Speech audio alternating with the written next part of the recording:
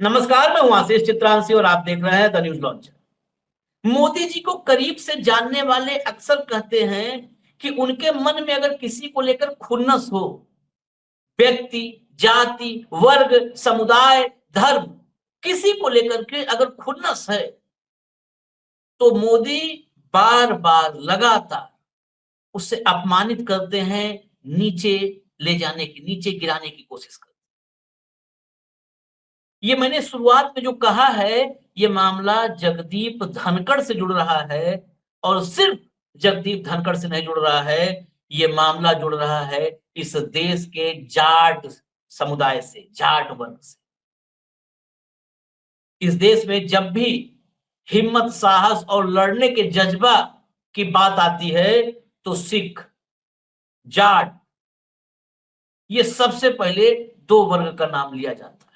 सबसे पहले मैं किसी को ऊपर और नीचे की बात नहीं कर रहा, लेकिन पश्चिमी उत्तर प्रदेश में रहते हुए 25-30 साल हो गया, तो निजी तौर पर जो हमने देखा है किसान आंदोलन से लेकर तमाम ऐसे आंदोलन में जहां पर परिवर्तन के लिए लोगों ने कुर्बानियां दी, तो ये दो वर्ग नजर आते हैं। खबर दरअसल जो हम लेकर के आए हैं बड़ा महत्वपूर्ण है। पूर्व उपराष्ट्रपति जगदीप धनखड़ और उनकी पत्नी दोनों के मोबाइल फोन स्विच ऑफ, और जो दावा किया जा रहा है कुछ जाट लीडर्स की तरफ से, किसान लीडर्स की तरफ से, वो बड़ा गंभीर है। दावा है कि धनखड़ साहब को उनके घर में नजरबंद, अंग्रेजी में कहें तो हाउस अरेस्ट कर दिया गया है। उनके ऑफिस को सील किए जाने की खबर तो हमने आपको पहले ही दिखा दी थी, ताकि उनके ऑफिस से कोई कागज पत्तर दाएं बाएं किसी के हाथ न लगे, कहीं धनखड़ साहब कुछ पन्ने न लेके चले जाएं जो पन्ने बाद में दिखा दें इस देश के सामने और फंस जाए साहब 56 इंच वाले, तो हाउस अरेस्ट कर दिया। मैं इस समय अपने साथ एक विशेष मेहमान को लाया हूं, कंट्रोल रूम जोड़ लीजिए, चौधरी पुष्पेंद्र सिंह। स्वागत है पुष्पेंद्र भाई आप।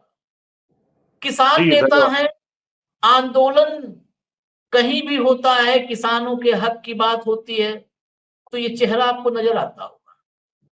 चौधरी पुष्पेंद्र सिंह ने इस पूरे जो हालात अभी के हैं उसके बीच एक बड़ा ऐलान किया है, और इसीलिए हम उन्हीं की जुबानी सब कुछ सुनाने के लिए उनको लेके आए। वो बेसिकली पुष्पेंद्र भाई वो मनसा समझ चुके हैं संघ और भाजपा के इकोसिस्टम, जो हिंदू राष्ट्र और जो चल रहा है पर्दे के पीछे, और उसका जवाब देने के लिए उन्होंने बड़ा फैसला लिया है। उन्होंने फैसला लिया है मतलब उनके साथ एक बड़ी संख्या में लोगों का संगठन है, अकेले चौधरी पुष्पेंद्र सिंह नहीं। और वो बड़ा फैसला है कि अगर नफरत, विभाजन के आधार पर हिंदू राष्ट्र बनाने की कवायद होगी, तो फिर इस देश में जाट लैंड भी बनेगा। अब जो भूमिका थी वो थोड़ी लंबी हो गई, मैंने बता दिया। अब सीधा चलते हैं, दो हिस्से इस चर्चा के हैं। पहला हिस्सा जगदीप धनखड़, और दूसरा हिस्सा जाटों से आखिर क्या खुन्नस है साहब को, और अगर खुन्नस है तो जाट किस तैयारी में है, क्योंकि वो भी ऐसे घुटने नहीं टेकते हैं। एक कहावत में तो बहुत दोस्ती है, मैं जाटों की जुबानी एक कहावत सुना हूं, जाट मरा तब जानियो जब 13वीं हो जाए। तो मोदी जी हल्कम मत लेना गुजरात से आकर के यहाँ कि हम निपटा दिए जाटों को, तब तक जब तक 13वीं न हो जाए, और अभी 13वीं करने में आपको बहुत मशक्कत करनी पड़ेगी। तो सीधा पुष्पेंद्र भाई, ये धनखड़ साहब पर क्या रिपोर्ट्स हैं जो आप लोग एक आशंका जता रहे हैं, इसके पीछे क्या है? वाकई हाउस अरेस्ट कर लिए गए हैं क्या? देखिए आशीष जी, जिस प्रकार से बेइज्जत करके इनको वहां से निकाला गया है, हम्म। इस्तीफा देने के लिए राज्यसभा के अध्यक्ष हैं, उपराष्ट्रपति हैं, और संवैधानिक दूसरे नंबर का पद जो माना जाता है उस पर जो है ये सुशोभित थे। हालांकि ये बात भी सच है कि इन्होंने उस रोल में अपने आप को बहुत ज्यादा न्यायप्रिय तरीके से विपक्ष को मौका नहीं दिया, या बंगाल के गवर्नर के रूप में भी इन्होंने जो है पश्चिम बंगाल की सरकार के खिलाफ काम किए। ये सारी बात ठीक है, लेकिन पिछले साल जब इनके खिलाफ विपक्ष एक अविश्वास प्रस्ताव लाया था, उसके बाद से कुछ इनकी चेतना हमें लग रहा है जागी, और इन्होंने एक तो बयान दिया किसानों के पक्ष में, क्योंकि किसान परिवार से स्वयं ही आते हैं राजस्थान से। तो इन्होंने, जो कृषि मंत्री शिवराज सिंह चौहान है वो बैठे हुए थे मंच पर, उन्हीं के सामने कहा कि भाई हर साल किसान आंदोलन करने के लिए मजबूर होते हैं, पहले भी आंदोलन था, इस साल भी आंदोलन है, और यदि एमएसपी का वायदा इनसे किया गया था या नहीं किया गया था ये बताइए, और किया गया था तो उसको क्यों पूरा नहीं किया जाता है। तो इस बयान के बाद ये एकदम चौंक गए थे ये लोग कि भाई ये जगदीप धनखड़, जैसे सतपाल मलिक जी प्रश्न कर रहे थे, इन्होंने ये प्रश्न क्यों किया। और उसके बाद ये घटनाक्रम बैकग्राउंड में कहीं ना कहीं चलता रहा, और अब जाकर के जो सदन चला, उसमें जिस प्रकार से आपने देखा कि 3:30-4 बजे तक कोई दिक्कत नहीं थी, लेकिन जैसे ही एक जस्टिस वर्मा के खिलाफ महाअभियोग लाने का जो प्रस्ताव आया विपक्ष की तरफ से, उसको इन्होंने एक्सेप्ट कर लिया। तो इसमें इतनी बड़ी कौन सी बात हो गई कि इसको लेकर के तत्काल ही 3-4 घंटे के अंदर उनका इस्तीफा इन्होंने को बेइज्जत करके, दबा के, डांट के, फटकार के और ले लिया। तो ये बात हो गई कि जो भी हमारे संविधान की कुर्सियों पर बैठे हुए हैं, संवैधानिक पदों पर हैं, उच्च से उच्च क्यों ना हो, वो सारे के सारे हमारे फेवर के होने चाहिए। अगर वो अपनी संवैधानिक भूमिका को संविधान के अनुसार चलाने की कोशिश करेंगे तो उनकी बेइज्जती करके तत्काल उनको बाहर कर दिया जाएगा। इनको कमिटेड तो चाहिए प्रेसिडेंट, कमिटेड चाहिए वाइस प्रेसिडेंट या स्पीकर ऑफ द लोकसभा, बिल्कुल हमारे अनुसार चले, संविधान के अनुसार ना चले, जबकि हम लोग नागरिक के रूप में एक संविधान के माध्यम से गवर्न होते हैं, और संविधान में सभी लोगों का अपना अपना रोल है। उस रोल के अनुसार यदि चुनाव आयोग चले तो इनको पसंद नहीं, जुडिशरी चले तो इनको पसंद नहीं, राज्यपाल चले तो इनको पसंद नहीं। तो ये भी देश के इस एपिसोड से इस चीज का प्रश्न सबके सामने आ गया है कि भाई जो भी संविधान के अनुसार चलेगा, जो वास्तव में उसका कर्तव्य है कागजों में, और जिसकी संविधान की शपथ लेकर के वो उस उच्च पद पर बैठा हुआ है, और मोदी के अनुसार नहीं चलेगा, उसको तत्काल, चाहे वो कितने ही बड़े पद पे क्यों ना हो, उसकी बेइज्जती करके, उसे अपमानित करके और उसके करियर को दी एंड करके वहीं भेज दिया जाएगा। ये चीज बार बार साबित हो रही है। ये बहुत बड़ा प्रश्न है हमारे देश के सामने कि क्या इस देश में अब भी हम लोग संविधान के अनुसार गवर्न हो रहे हैं या नहीं, क्या लोकतंत्र जीवित है या नहीं। गोदी मीडिया तो पहले से ही खत्म हो गया था, क्योंकि प्राइवेट लोग हैं उसमें, तो उनके एडवर्टाइजमेंट बंद करके जिस तरह के बयान कुछ लोग आए हैं।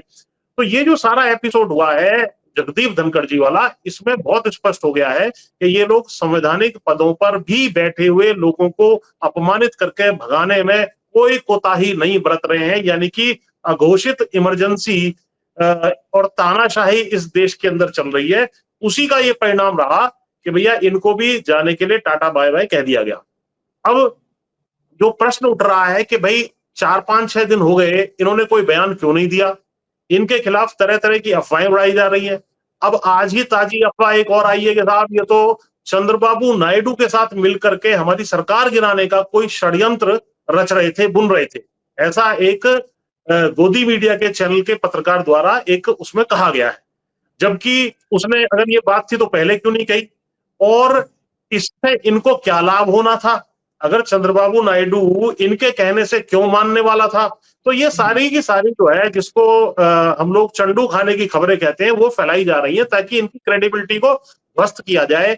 और ये बात भी बिल्कुल चर्चा में आ गई है कि साहब इनका जो भी एक्सेस था अपने ऑफिस में, स्टाफ और बाकी सब चीजें इस तरीके से सील कर दी गई है ताकि ये कोई ऐसा सेंसिटिव कागज या इंफॉर्मेशन वहां से इनके हाथ में ना लगे जो इनके जो है मोदी सरकार के या मोदी जी के खिलाफ उसका इस्तेमाल करें।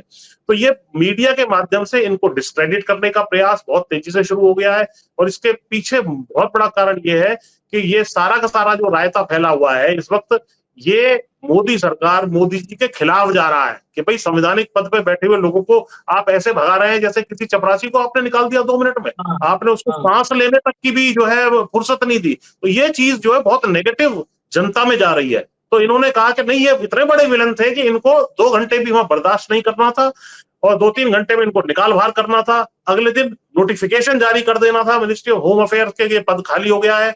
उधर इलेक्शन कमीशन को बता देना था कि साहब तत्काल नई भर्ती शुरू करिए। उपराष्ट्रपति के चुनाव की प्रक्रिया शुरू करी है, जो कि शुरू होने जा रही है, उसके रिटर्निंग ऑफिसर्स अपॉइंट हो चुके हैं।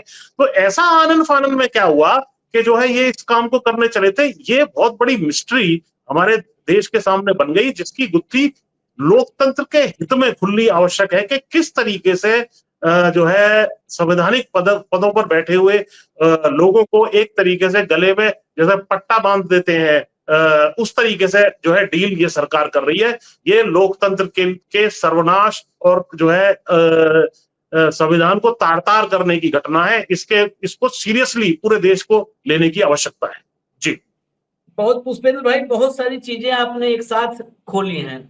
आपने जो कहा ना कि नैरेटिव, जो गोदी मीडिया क्या, अब तो हम उसको पॉमेरियन मीडिया बोलते हैं। दरअसल सबसे पहले इसीलिए लोग पसंद नहीं करते हैं लोगों को। सबसे पहले जिस दिन जगदीप धनखड़ का इस्तीफा हुआ, उसके नेक्स्ट डे 10 घंटे बाद हमने शो किया था और कहा था कि अब देखिएगा पॉमेरियन मीडिया का खेल। वजह क्या है, आप इस्तीफे के दिन से एक दिन पहले तक की रिपोर्टिंग देखिए। क्या होता था, उपराष्ट्रपति जगदीप धनखड़ ने राहुल गांधी को दिखा दिया आईना। उपराष्ट्रपति जगदीप धनखड़ ने विपक्ष की लगा दी क्लास। वही गोदी मीडिया इस्तीफे के बाद कहां से शुरू की रास्ता। जगदीप धनखड़ बड़े होटल मांगते थे, जगदीप धनखड़ बड़े विमान मांगते थे, जगदीप धनखड़ प्रोटोकॉल में कुछ ज्यादा ही डिमांडिंग हो गए थे। एक दिन पहले जगदीप धनखड़, फिर मैं अगर कुछ शब्द इस्तेमाल कर दूंगा तो लोग नाराज होते हैं कि भाई शब्द आपके कई बार वो हो जाते हैं, लांग जाते हो आप, लेकिन हम लोग एक्टर नहीं है, जो भावना है वही निकलेगी। एक दिन पहले तक तो जगदीप धनखड़ दामाद टाइप में आप ट्रीटमेंट करते थे, ये पॉमेरियन मीडिया के लिए मैं कह रहा हूं। एक दिन बाद इस्तीफा होते ही साउथ ब्लॉक से जब आपको आदेश आ गया, ये सब स्क्रिप्ट साउथ ब्लॉक से आ रही है पुष्पेंद्र भाई, सारी स्क्रिप्ट साउथ ब्लॉक से प्लांट की जा रही है कि अब जो है डिस्क्रेडिट कर दे। चंद्रबाबू नायडू के पास वो भेज रहे थे, वो जो है समर्थन वापस ले लें, चंद्रबाबू नायडू की सरकार गिरा दें। ये सारी कहानियां आप देखते जाइए, कहानियां। बड़ा सवाल है, आपके पीछे परम आदरणीय चौधरी साहब की फोटो में देख रहा, और ये संघियों का इकोसिस्टम, यही भाजपा और संघ तब जनसंघ था 80 के पहले, चौधरी साहब के पीठ में खंजर भोंकने का काम किया था। दोहरी सदस्यता के नाम पर जब जनता पार्टी की सरकार, जनता सरकार ने, यही संघ और भाजपा का इकोसिस्टम था। भाजपा नहीं, जनसंघ था, यही इकोसिस्टम था। क्या जाट इस इकोसिस्टम के से हमेशा टकराव में रहा है, या वडनगर के स्टेशन पर किसी जाट ने कुल्हड़ फोड़ दिया था चाय का, या केतली गिरा दी थी? कुछ तो हुआ होगा, या चाय मक्खी गिरा दी, कुछ क्या ऐसा है? क्योंकि मैं, जो आप और डिटेल में जानते होंगे क्योंकि आप लोग उसको पॉइंट वाइज नोट करते होंगे, मैं तो सामान्य दृष्टि से देखता हूं तो 14 के बाद जाटों का घोर नहीं घनघोर अपमान हुआ है। चाहे वो चौधरी अजीत सिंह का सामान निकाल करके सड़क पे फिकवा दिया गया हो, चाहे सत्यपाल मलिक हो, आप तो और डिटेल बताओगे, मैं तो जो देखा। अब मुझे तो केवल एक ही विडंबना लगती है कि जो कहते थे कि मैं चवन्नी नहीं हूं, वो जाकर के वहां रुपया लेके टॉस कर रहे हैं। पुष्पेंद्र भाई, क्या है मामला ये? देखिए, इस मामले की जड़ में अगर आप जाएंगे तो ये संघी ताकतों का जाटों के साथ शुरू से ही एक किस्म का टकराव रहा है, क्योंकि ये खेती किसानी के पक्ष की कौम है। खेती किसानी खुद करती है और सैनिक के रूप में देश की रक्षा करने का लंबे समय तक काम करते रहे। तो सबसे पहले जो घटनाक्रम हुआ, जैसे ही सत्ता इनके पास आई तो ये इस कोशिश में रहते हैं कि भाई दिल्ली के आसपास ये बड़ी संख्या में जो है जाट 300-400 किलोमीटर के घेरे में बसते हैं और मजबूती से रहते हैं। संख्या भी अच्छी खासी है, जमीनें भी हैं, और जो है सैनिक के रूप में या खेती किसानी के रूप में जब 60 के दशक में आपको याद होगा भुखमरी की स्थिति थी, उस वक्त सारा ये जो वेस्टर्न यूपी, राजस्थान और पंजाब, हरियाणा, ये सारा का सारा जो है ग्रीन रेवोल्यूशन के माध्यम से देश का पेट भरने का काम किया। सभी युद्धों में, ये तो सन 47 के बाद के सारे युद्ध हैं, उसके अलावा 2000 साल से जो भी युद्ध होता था, मुख्य रूप से इधर से इसी इलाके से आक्रांता आते थे, उनका सामना करके और देश की रक्षा इनडायरेक्टली जब देश नहीं भी बना था एक तरीके से, जो घोषित अब बाद में भारत के रूप में संविधान के तहत आया, उसकी रक्षा करने का इस हम लोगों ने काम किया। और अहमद शाह अब्दाली के समय पर और पहले भी जाटों के, सिखों के सरों पे इनाम होते थे कि भाई इनके इतने सर काट लाओ तो आपको इतना इनाम दिया जाएगा। उस स्थिति में इस देश की रक्षा करने का हम लोगों ने काम किया। लेकिन 2014 के बाद जब से ये निजाम बदला है, इन्होंने इतना बड़ा बदला लेने की कोशिश हमारे उससे की है कि भाई सबसे पहले तो जाट आरक्षण 2015 में जो सुप्रीम कोर्ट के माध्यम से खारिज करवाया है इन लोगों ने, जिसमें 2014 में स्टे भी नहीं मिला था जब कांग्रेस की सरकार थी, तो उसको इन्होंने जो है खारिज होने के बाद प्रधानमंत्री ने, आपके दर्शकों के लिए बता दो, खुद जाटों के बड़े डेलीगेशन को अपने घर पे बुलाया प्रधानमंत्री आवास पर, और ये कहा कि मैंने जाटों का नमक खाया है। जब मैं हरियाणा का इंचार्ज था भाजपा का, हरियाणा के, हिमाचल के इंचार्ज रहे हैं 90 के अंत में या कुछ, तो मैं जाटों के घरों में ठहरता था, मैंने आपका नमक खाया है, आपके साथ भोजन करता था, और जाट आरक्षण मैं दूंगा। प्रधानमंत्री बोल रहा है, तो चपरासी नहीं बोल रहा या राह चलता आदमी नहीं बोल रहा। इनकी शब्दों की कितनी बड़ी कीमत है आप समझते हैं कि उस दिन से आज 11 साल बीत गए, लेकिन आज तक आरक्षण नहीं मिला। दूसरा, उस आरक्षण न मिलने के कारण 1 साल बाद 2016 में जाट आरक्षण आंदोलन होता है हरियाणा, जिसका केंद्र बिंदु था। वहां पर जो है डायरेक्टली गोली मार के लगभग 2 दर्जन हमारे जाट युवाओं को शहीद कर दिया जाता है, और मुरथल कांड की कहानी इजाद की जाती है, जिससे जाटों को सारे देश के सामने जो है नीचा दिखाया जा सके, आंदोलन को डिस्क्रेडिट किया जाए। उसके बाद आपने देखा कि 3 कृषि कानून ला करके, और जो हमारी जमीनों को छीनने का, जमीनों पे हमारी इनके लगातार नजर रहती है कि भाई यहाँ से जमीनों से इनको बेदखल कर दें तो इनकी ताकत घट जाएगी, फिर ये मारे मारे फिरेंगे, इनको मजदूर के रूप में हम इस्तेमाल कर लेंगे। तो ये जो है एक षड्यंत्र था, उसके खिलाफ जिस तरीके से सिखों ने भी और बाकी कम्युनिटीज ने, सब ने मिलकर के, मुख्य रूप से जाट ही थे जिन्होंने इस देश के किसानों की जमीनों को बचाने का काम किया। और चाहे उन्हें 13 महीने 14 महीने लग गए यहाँ दिल्ली के आसपास बैठे हुए, और 750 से ज्यादा किसानों की कुर्बानियां हुई, ऐसा कभी भी कोई आंदोलन नहीं हुआ शांतिपूर्ण तरीके से जो आंदोलन हुआ, और उसके परिणाम स्वरूप इनको बैकफुट में आकर के वो तीनों कृषि बिल वापस लेने पड़े। ये इनको बहुत बड़ा मलाल था कि भाई हम जाटों के सामने हमें झुकना पड़ा। और इसके अलावा जो पहलवान आंदोलन हुआ, उसमें भी पहलवानों की जो पहलवान बेटियां थी, हमारी बेटियां थी मुख्य रूप से, उनकी किस तरीके से 10 साल से ये बेइज्जती करने पर और यौन शोषण करने पर इनका सांसद ब्रजभूषण शरण सिंह कर रहा था, उसके खिलाफ इन्होंने कोई एक्शन नहीं लिया। और अग्निवीर योजना इसीलिए लाई गई कि ताकि ये 4 साल वाली भर्ती में तो जाट ज्यादा भर्ती होंगे नहीं, तो ये धीरे धीरे वहां से भी कमजोर हो जाएंगे। और जो चवन्नी का आपने नाम लिया, उनका भी जिक्र करना आवश्यक है कि जब ये दोनों चुनाव बापू बेटा हार गए थे, चौधरी अजीत सिंह जी भी और जैन चौधरी भी, तो इनका मकान भी 12 तुगलक रोड, जो किसानों का 40 साल पुराना ठिकाना था, जिसमें चौधरी चरण सिंह भी रहा करते थे, और वहां आना जाना पूरे देश के किसानों का रहता था, उस जड़ को खत्म करने के लिए आनन फानन में इनको जो है बाहर भगाया गया। हालांकि दुर्भाग्य ये है कि ये चवन्नी बनके उन्हीं के उसमें बैठ गए, जबकि ये जो हाथरस कांड हुआ था, इसमें ये जा रहे थे, इनकी खुद जो है इनके ऊपर लाठी चार्ज हो गया था, इनको लाठी मारी गई थी, ये सारी चीज भूल करके वहां चले गए। खैर, ये दुर्भाग्य है, कुछ हमारे जैसे लोग हैं जो उस तरफ चले जाते हैं, जिसकी वजह से ये बुरा हाल होता है। तो ये तमाम चीजें जो है जुड़ती चली जा रही हैं, जिससे जो जाट कम्युनिटी है उसमें ये बिल्कुल संदेश चला गया है कि ये जो है भाजपा और संघी ताकतें हमें सबसे बड़ा दुश्मन मानती हैं। उसका पीछे कारण ये है कि संघी हिंदू राष्ट्र यहाँ पर स्थापित करना चाहते हैं। इस काम में ये 100 साल से लगे हुए हैं। जी मैं तो जी 30 सेकंड के लिए रुक रहा हूँ, क्योंकि ये हाँ कहानी आगे पूरा हिंदू राष्ट्र पे। मैं एक लेख है, पुष्पेंद्र सिंह जी का एक लेख है, जरा साइड में उसको दिखा दीजिए, चला दीजिए, क्योंकि ये विषय बड़ा महत्वपूर्ण है इस दौर में, जब खासकर इसी जाटलैंड में, जो जाटलैंड है, इसी जाटलैंड में पैंट उतरवाया जा रहा है, तब ये आर्टिकल बड़ा महत्वपूर्ण है, ये लेख बहुत महत्वपूर्ण है। जाटलैंड अंतिम समाधान, चौधरी पुष्पेंद्र सिंह। ये इसी पर अब हम चर्चा पर आ रहे हैं, क्योंकि हमने बिल्कुल ये महत्वपूर्ण चर्चा आज तय कर रखा था कि अवश्य करेंगे। जयंत चौधरी की बात आई गई, जब बताइए आप जिसके दादा जाट ही नहीं, इस देश का किसान किसी भी जाति वर्ग समुदाय का हो, जिनको पूजता है, उनके साथ धोखा करने वाले के साथ पोता खड़ा है। मुझे याद है जब चौधरी अजीत सिंह का सामान बाहर फेंकवा दिया गया तो मोदी नगर मुरादनगर तक ट्रैक्टरों में भरे हुए किसान जाट वो लाइन लग गई थी, वहां जा आके शायद मुझे लगता है मुरादनगर या मोदी नगर तक आके रोक दिया गया था।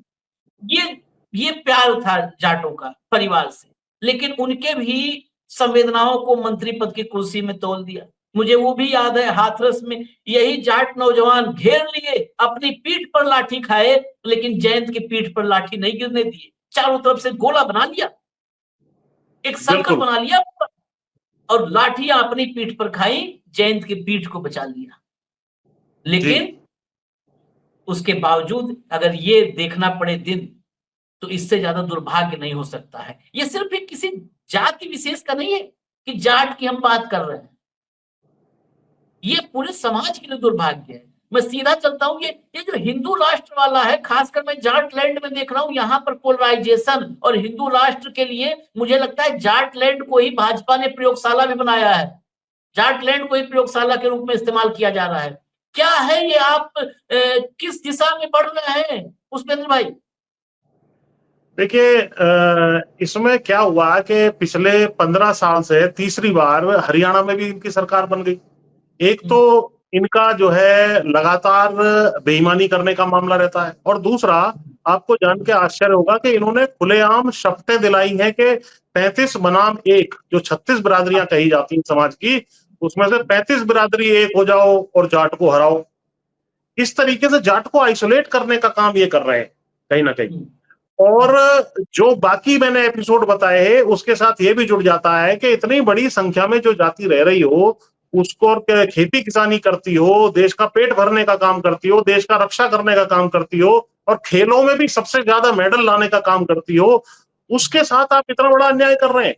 आप संविधान को तार तार कर रहे हैं कि भाई आप अपना कुछ पॉजिटिव प्रोग्राम है वो बताइए, उसके आधार पे वोट मांगिए। आप तो आइसोलेट करके डोमिनेंट कास्ट जितनी भी है, ये काम जाटलैंड जो वेस्टर्न यूपी, राजस्थान, पंजाब, हरियाणा और दिल्ली ये माना जाता है, आम भाषा का शब्द है जाटलैंड, को मेरा इजाद किया हुआ शब्द नहीं है।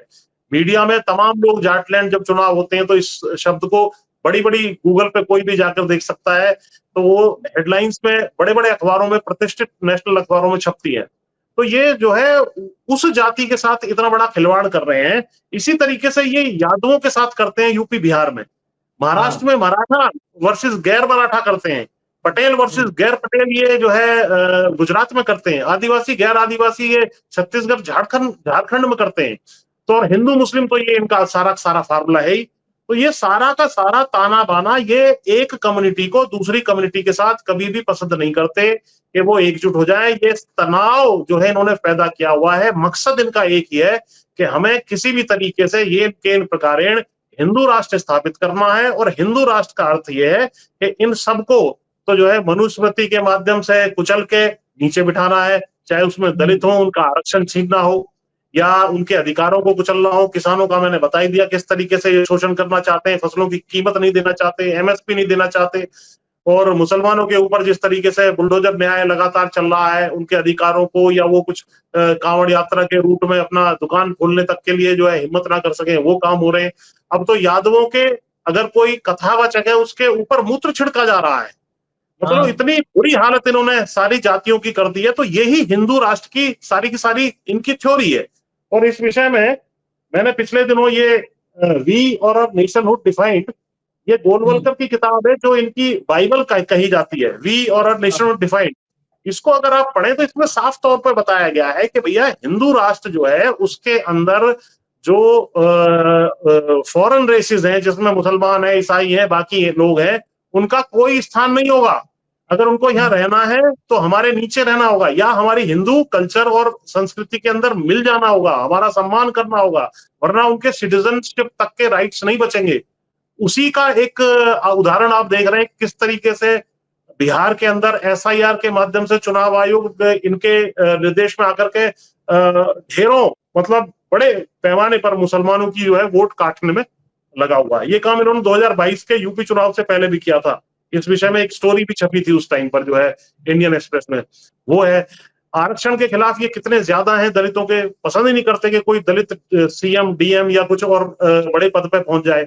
उसके लिए इन्होंने जो जातिगत जनगणना ना कराने का है, उसको गोल गोल घुमाने का कितने काम किए। तो ये और इसी तरह सिखों के खिलाफ, सिखों को खालिस्तानी कहना, मुसलमानों को पाकिस्तानी कहना, जाटों को समाज द्रोही कुछ भी कह देना। तो ये सारी चीजें जो हो रही है समाज के को एक बिखराव करके और हिंदू राष्ट्र बना के और सत्ता पे खुद काबिज होना, उसमें भी कुछ चंद सवर्ण और जो है जो आरएसएस जिनके हाथों में है, वो लोग जो है सत्ता पे काबिज होना चाहते हैं। ये प्रोजेक्ट इनका चल रहा है और इसमें सबसे बड़ा रोड़ा, क्योंकि दिल्ली के चारों तरफ जाट बसते हैं, तो ये सबसे बड़ा रोड़ा जो है जाट है। और जाट को इसलिए इन्होंने सिस्टमेटिक तरीके से खत्म करने की, जमीनें उनकी छीनने की, उनके रोजगार के एवेन्यू खत्म करने की ये ठानी हुई है। ये सारा का सारा विस्तार से मैंने ये जाटलैंड अंतिम समाधान और Jatland the final solution paper जो लिखा है, इसमें विस्तार से बताइए कि हमें अब ये जितने भी अत्याचार अन्याय हमारे खिलाफ हो रहे हैं और ये हिंदू राष्ट्र बनाने की तरफ बढ़ रहे हैं, हिंदू राष्ट्र अगर ये इन्होंने बनाया तो इसका अर्थ है कि संविधान खत्म। यानी कि जिस कॉन्ट्रैक्ट के तहत हम लोग एकजुट होकर के एक देश का निर्माण करते हैं, उसको संविधान कहते हैं। उसके तहत हम लोग इस देश के अंदर सारे एकजुट हैं, हिंदू हो, मुसलमान हो, सिख हो, ईसाई हो, अगड़ा हो, पिछड़ा हो, एससी हो, एसटी हो, तमाम इस देश का हिस्सा इसलिए बने हुए हैं क्योंकि हम एक संविधान को मान के, वो कानून कॉन्ट्रैक्ट है हमारे बीच में, अगर उसको हिंदू राष्ट्र बोल करके आप डिक्लेयर करोगे तो वो कॉन्ट्रैक्ट वहीं खत्म हो जाएगा। और मैं अभी पिछले दिनों ये सोशल कॉन्ट्रैक्ट, बहुत फेमस किताब है, 1762 में लिखी गई थी, ये डेविड ये रोसो की किताब है। इन्होंने सोशल कॉन्ट्रैक्ट लिखी थी। सोशल कॉन्ट्रैक्ट में लिखा है कि एक बार कोई कॉन्ट्रैक्ट के तहत जो है सोसाइटी अपने साथ आती है, लेकिन अगर उस कॉन्ट्रैक्ट को ना माना जाए तो वो फिर सारे के सारों के पास अपनी सोवरेन ताकत लौट जाती है। फिर हम सन 47 में पहुंच जाएंगे। ये मैं देश को आपके माध्यम से चेतावनी दे रहा हूं। अगर ये कॉन्ट्रैक्ट यानी कि संविधान टूटा, हिंदू राष्ट्र डिक्लेयर हुआ, तो सारे के सारे सन 47 में पहुंच जाएंगे। फिर उसके बाद सब फ्री है कि हम अपना हिंदू राष्ट्र बनाए, रहें उसमें, ना रहें, क्या करें। तो हमने चेतावनी ये दी है इस पेपर के माध्यम से कि यदि ये हिंदू राष्ट्र बनाएंगे तो हम भी अपना जाटलैंड अलग राष्ट्र बनाएंगे। अब इनको जो करना है, मेरे खिलाफ जो कार्रवाई करनी है ये कर सकते हैं, लेकिन उससे पहले हिंदू राष्ट्र बनाने वाली संस्था जो 100 साल से इसी काम को कर रही है, जो हिंदू मुस्लिम के नाम पे लड़ा रही है, उसके खिलाफ कार्रवाई करनी होगी। और इसमें मैं ये भी बता दूं, जाटों ने या किसानों ने तो बहुत शांतिपूर्ण तरीके से आंदोलन किया, फिर भी गोली चल गई। इनके 3 आंदोलनों का जिक्र कर देता हूं पिछले 50-60 साल में जो इन्होंने किए हैं। पहला 1966-67 में गौरक्षा के नाम पर संसद इन्होंने घेरी थी, जब प्रधानमंत्री थी इंदिरा गांधी, और इन्होंने संसद पे अटैक कर दिया था, साधुओं ने इनके बुला करके, और आसपास की बिल्डिंगों पे अटैक कर दिया था। ये पूरा का पूरा मैं इनकी सारी की सारी चीजें खुदाई करने में लगा हुआ हूँ। ये किताब आप धीरेन्द्र झा जी की पढ़ेंगे, गोलवलकर, इसमें पूरा एपिसोड बताया हुआ है। ये भी रिसेंटली किताब आई थी कुछ टाइम पहले। तो और बिल्डिंगों में, गाड़ियों में आग लगा दी थी, तो ऐसी स्थिति इन्होंने क्रिएट कर। इसी तरह राम मंदिर का जब आंदोलन जो है आशीष जी चला था, तो उस वक्त इन्होंने कितनी देश में आग लगाई, कितने दंगे भड़के। वो जो रथ यात्रा अडवाणी की चली थी, सारा देश जानता है। इन्होंने जो जिस तरीके से गिराया, मस्जिद को शहीद किया, वो भी सारे देश ने देखा, किस तरीके से जाकर के एक धार्मिक स्थल को गिरा दिया। ये इनके आंदोलन है। और उससे भी सबसे बड़ा, जब जो ओबीसी आरक्षण देने के लिए, ओबीसी के अधिकार जो 50, 55, 60% देश में है ओबीसी जातियां, उनका अधिकार देने के लिए वीपी सिंह लाए थे, तो उस टाइम इन्होंने क्या तांडव रचा था, पूरे देश को कितने महीने तक जलाया था इन्होंने। और 1984 में जो सिखों के खिलाफ दंगे भड़के, उसके पीछे भी संघी ताकतें एक्टिव थी। ये भी आपको जो है सारी चीजें, जब आप बिटवीन द लाइन और बैकग्राउंड रिपोर्ट्स पढ़ेंगे तो ये सब चीजें निकल के आती हैं। तो इन्होंने तो जब भी, और ये तो गोलवलकर की जो किताब मैंने बताई, ये तो क्लियर कहते हैं, गोलवलकर का तो एम ही ये था कि साहब अफरा तफरी मचेगी सन 47 से, और पाकिस्तान बन रहा है तो हम भी अपना हिंदू राष्ट्र उसी टाइम और बना करके सत्ता पे हिंसा के माध्यम से कब्जा कर लेंगे। ये पूरी थ्योरी इस किताब में दी हुई है। तो ये इस थ्योरी पे चल रहे हैं। इससे पहले के हिंदू राष्ट्र बना के इस देश के विभाजन कर दें, टुकड़े टुकड़े कर दें, हमें एक रेड फ्लैग जो है देश के सामने लहरा देना पड़ेगा, और इनके सामने भी लहराना पड़ेगा। और वो रेड फ्लैग ये है, अगर तुम हिंदू राष्ट्र बनाओगे तो जाट भी इस क्षेत्र में, जिसमें वेस्टर्न यूपी है, राजस्थान है, हरियाणा है, पंजाब है और दिल्ली है, इसको मिला करके जो है जाट लैंड में हमारे सिख भाई भी रहेंगे, महफूज तरीके से मुसलमान रहेंगे, खेतियत जातियां रहेंगी, दलित रहेंगे, सबके अधिकार सर्व सुरक्षित होंगे। इसमें हम इसकी घोषणा कर देंगे। और अगर इन्होंने इस काम को किया और संविधान को इन्होंने तार तार किया तो ये जो है देश बिखर जाएगा। ये संदेश जाटलैंड के पेपर के माध्यम से और आपके इस इंटरव्यू के माध्यम से देश की जनता को देना चाहता हूँ। जी, एक बात तो बिल्कुल साफ है कि संविधान पर गिद्ध दृष्टि है, और संविधान अगर हटा तो फिर इस देश का बहुसंख्यक जो बहुजन है फिर उसके गले में मटका होगा, फिर मटका होगा गले में, जो दौर गुजर चुका है। एक बात मैं फाइनल 30 सेकंड के लिए बस पूछूंगा, आपने कहा जाट लैंड बनाएंगे अगर हिंदू राष्ट्र बनेगा, बहुत खतरे हैं पुष्पेंद्र भाई, आप हिंदू द्रोही घोषित हो जाएंगे, कहा जाएगा ये हिंदू नहीं है। इस देश में ट्रोल आर्मी आपने देखा है ना, हम तो रोज गालियां खाते हैं साहब, हम तो रोज गाली खाते हैं, हमें पता है ना क्या क्या लोग लिख देते हैं।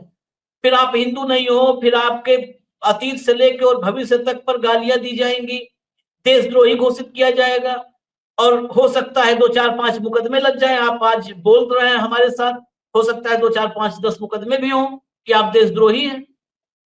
आपके साथ हो जी, सकता है हमारे पे भी लगे, तो दोनों भाई एक साथ चलना पड़ेगा, गोलवलकर पढ़ेंगे अंदर बैठ के दोनों हम। जी, जी, जी, हैं? जी, जी। तो तैयार है देखिए, सबके लिए।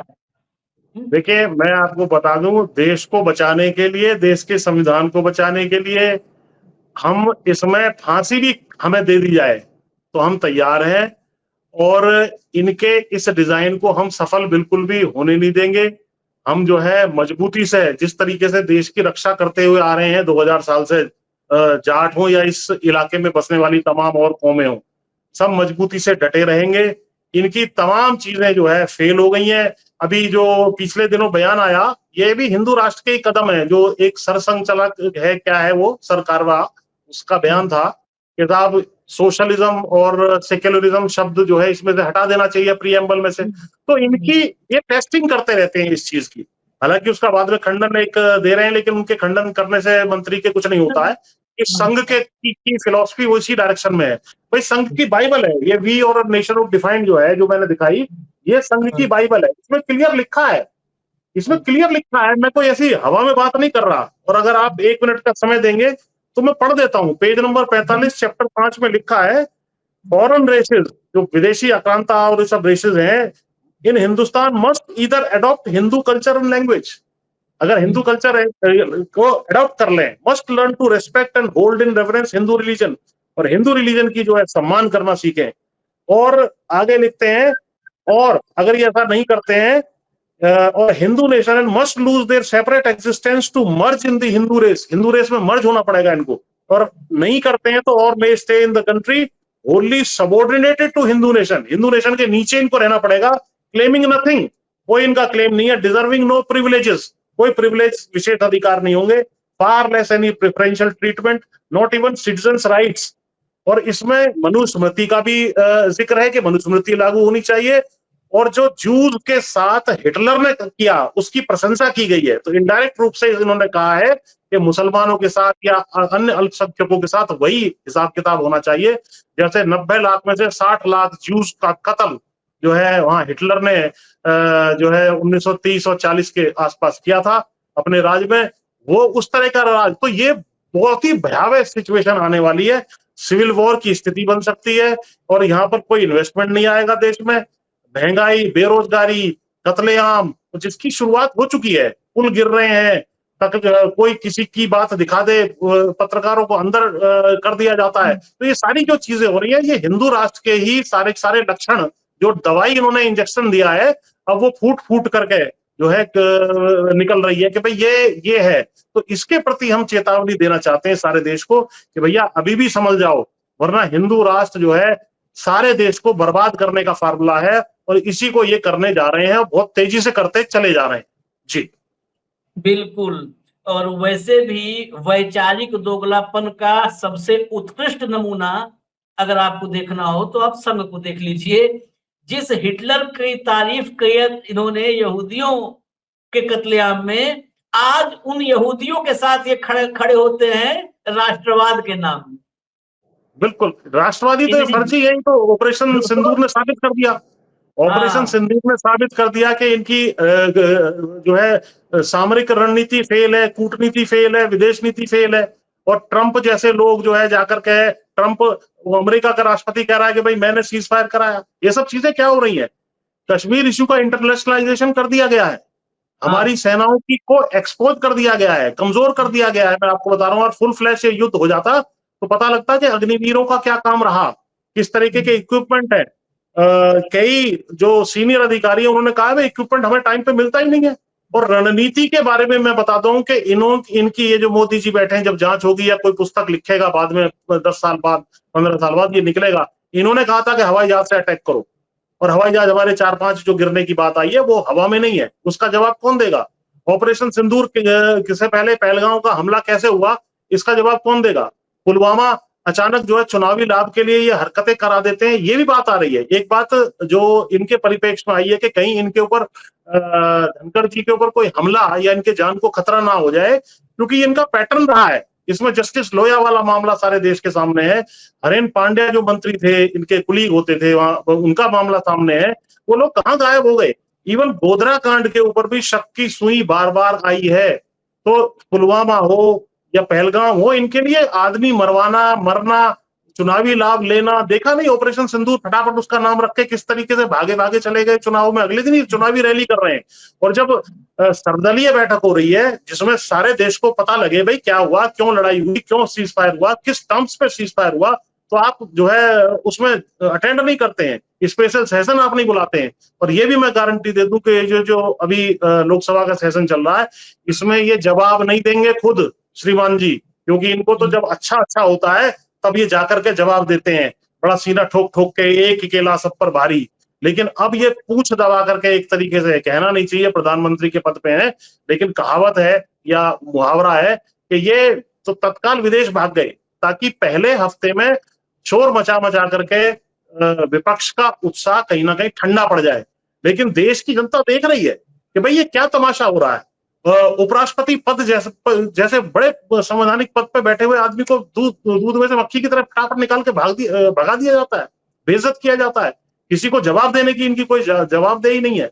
देश को जो है एक तरीके की आग में ये झोंकने वाली शक्तियां हैं, इनको यही थामना होगा। देश को आपके माध्यम से मैं एक चेतावनी और खतरे की घंटी समझ करके मेरी बात को समझे। जी जी, बहुत बहुत धन्यवाद पुष्पेंद्र भाई, बहुत बहुत धन्यवाद। बहुत गंभीर मसले हैं जो हम लोग आज चर्चा किए हैं। मैं दर्शकों से निवेदन करूंगा, ये बड़े गंभीर मसले हैं, सरकार को नहीं हजम होगा क्योंकि इससे डाइजेशन गड़बड़ होता है। लेकिन आप लोग ध्यान रखिए, अगर आपको वाकई अपनी भारत माता से प्यार है ना, मोहब्बत है, मादरे वतन, अपनी मिट्टी, जन्मभूमि, बहुत शब्द हैं, अगर वाकई मोहब्बत है, प्यार है, तो समझिए ये संविधान ही है जो बचाएगा आपके वतन को, नहीं तो कुछ रह नहीं जाएगा। इजाजत दीजिए हमें, देखते रहिए बाकी ऐसे गंभीर विषय पर जब भी जरूरत होगी, आंदोलन, किसान आंदोलन, जो भी विषय, तो पुष्पेंद्र जी को हम लाएंगे, आप तक पहुंचाएंगे इनके विचारों को। धन्यवाद पुष्पेंद्र भाई, बहुत बहुत धन्यवाद। बहुत बहुत नमस्कार। शुक्रिया, धन्यवाद।